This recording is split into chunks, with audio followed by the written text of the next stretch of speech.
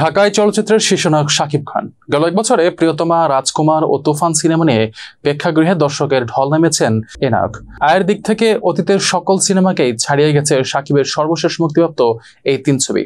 Cinema সংশ্লিষ্টদের থেকে পাওয়া তথ্য মতে শাকিব খানের এই ৩ সিনেমায় আয় ছাড়িয়েছে ১০০ কোটি।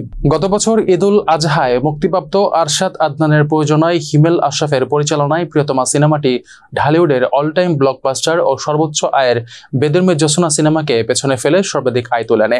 প্রযোজনা সংস্থার দাবি অনুযায়ী প্রিয়তমা বিশ্বব্যাপী ৪২ কোটি টাকার গ্রস কালেকশন এনে দিয়েছে, যা দেশের সিনেমা ইন্ডাস্ট্রির জন্য রেকর্ড। এরপর ২০২৪ সালে ঈদুল ফিতরে মুক্তি পায় একই নায়কের সিনেমা রাজকুমার। এই সিনেমাতেও প্রযোজক ও পরিচালকের দায়িত্বে ছিলেন আরশাদ আদনান ও হিমেল আশরাফ। প্রিয়তমার রেকর্ড ভাঙতে না পারলেও বিশ্বব্যাপী প্রায় ২৬ কোটি টাকা আয় করে এই সিনেমা। সবশেষ প্রেক্ষাগৃহে তুফান দিয়ে তুফান বয়ে দিচ্ছেন শাকিব খান। গত ঈদুল আজহায় রায়হান রাফি নির্মিত এই সিনেমা দেশের প্রতিটি প্রেক্ষাগৃহে ঝড় তুলেছে। দেশের গণ্ডি পেরিয়ে বিশ্বের প্রায় ১৫টি দেশেও তুফান চলছে। প্রযোজনা সংস্থার তথ্য মোতাবেক তুফান এর মধ্যে ৩৫ কোটি গ্রস কালেকশন করেছে। এই আয় ৫০ কোটি ছাড়িয়ে যেতে পারে। যদিও শাকিব খান আশা করছেন তুফান ১০০ কোটি গ্রস কালেকশন এনে দিবে। সব মিলিয়ে ৩টি ছবিতে ইতিমধ্যেই ১০০ কোটির বেশি আয় এনে দিয়েছে শাকিব খান, যে কারণে পরবর্তী ছবিতে ২ কোটি পারিশ্রমিক হাঁকাচ্ছেন এই নায়ক। শাকিবকে নিয়ে নির্মাতা যেভাবে সাফল্যের মুখ দেখছেন, এমন পারিশ্রমিক দিয়ে ছবি বানাতে হয়তো দ্বিতীয়বার ভাববেন না তারা।